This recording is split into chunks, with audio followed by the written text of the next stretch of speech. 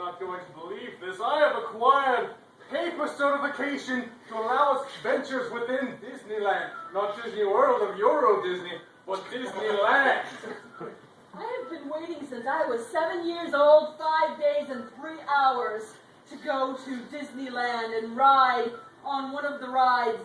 There are many rides, but I really want to ride the teacups. Specifically, I would like to go to Space Mountain. That's a thing, right? I believe that is a ride. That is a ride, because you can enter in and ride on it through many different corridors. I believe it was Bill and Ted's Excellent Adventure that made reference to the Hall of Presidents, though they could not remember what George Washington actually said, and I believe they substituted with be excellent to each other. Right.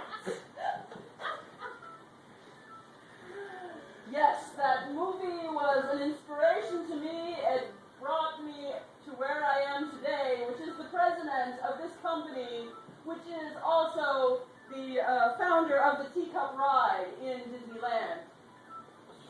That is why these are paper certifications and not tickets per se.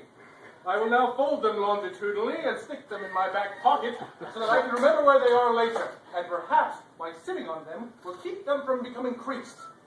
I will make a mental note of this so that when I am doing laundry and checking pockets, I will make a specific point of checking your back pockets for the paper certifications for entrance into Disneyland, where I shall ride the Teacup Ride, to which I have a paper certification for my company that owns stock in said teacups.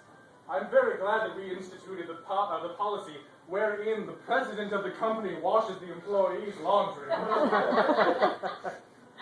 This policy has been around for 15 years, 5 days, and 3 hours, and I am not one to mess with that kind of tradition.